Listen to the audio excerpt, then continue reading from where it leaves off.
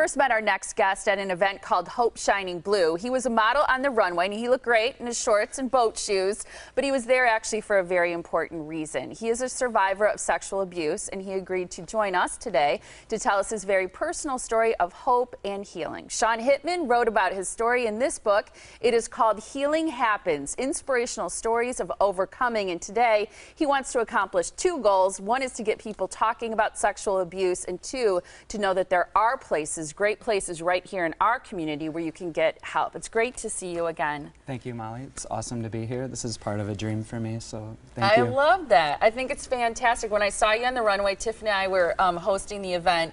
We saw you come out with your sweater wrapped around your shoulders and your shorts on, Yep. and it was so emotional for you. We could both see it in your face, because I think it was like kind of an accomplishment for you to stand there, to be a model, and to just kind of share your story.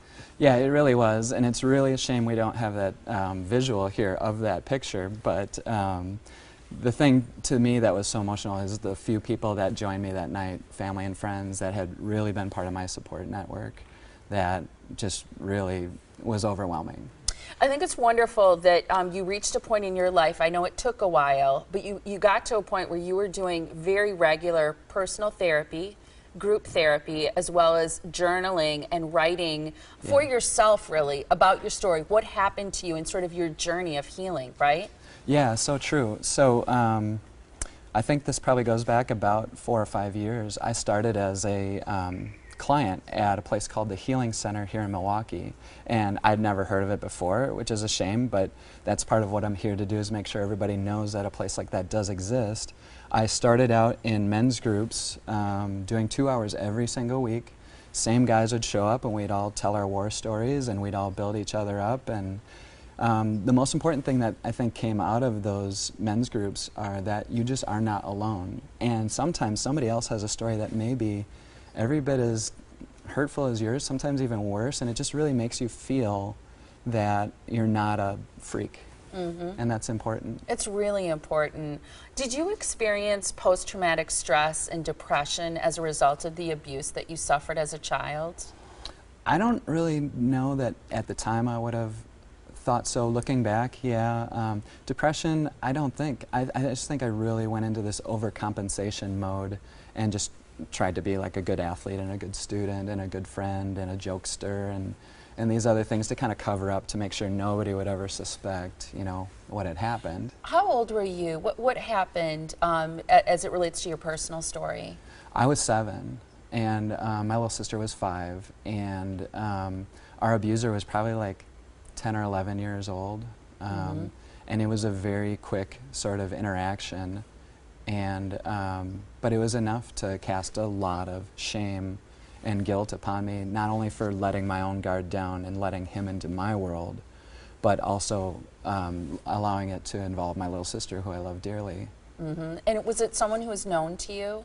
No, it wasn't. It was, I think, the little brother, or maybe the other assignment of a babysitter that we had, and she wasn't really a very good babysitter. Clearly. With stuff like this going on. But, you know, these kind of things, it doesn't matter where you grow up. It doesn't matter who your parents are. We had great parents. This kind of thing just happens to everybody. It doesn't have any, it doesn't discriminate. Unfortunately, I think that's really true. Who was the first person you told about your story? So a good friend of mine, at the time he wasn't a good friend, but, you know, he took a chance on me. He suspected maybe I had a story. He just thought maybe something was off, I'm not sure, but he took a chance to open his heart to me, and he told his story first. He disclosed. And it was in that moment that the lights kind of go on and say, oh dear, I think I have a story too.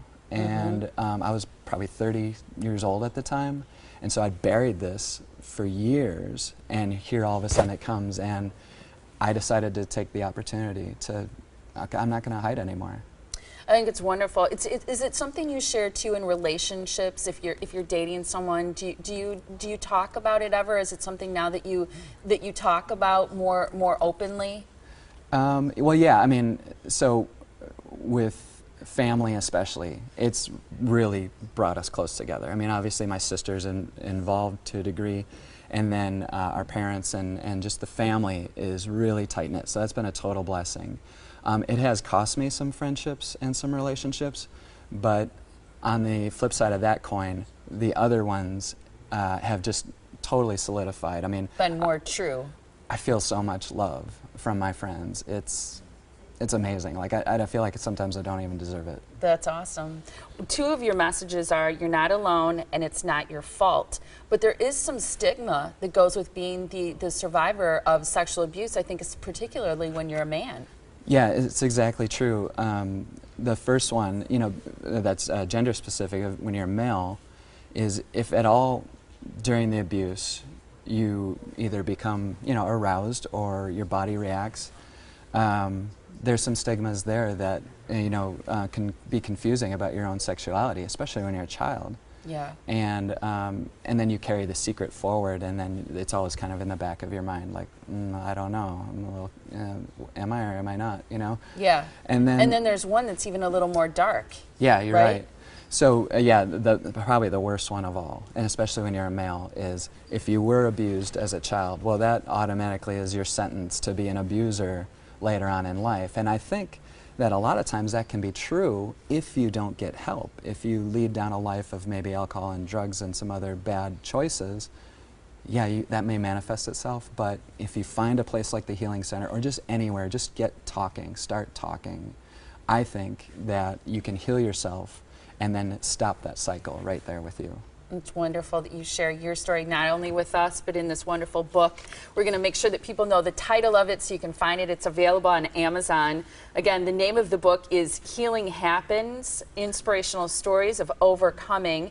And you can also find out more about the Healing Center, which I know Shawn feels very strongly about, where he got a lot of healing and hope there. There's some wonderful people there. They're part of the Hope Shining Blue event that Tiffany and I are associated with. But you can call them at 414-671-HEAL.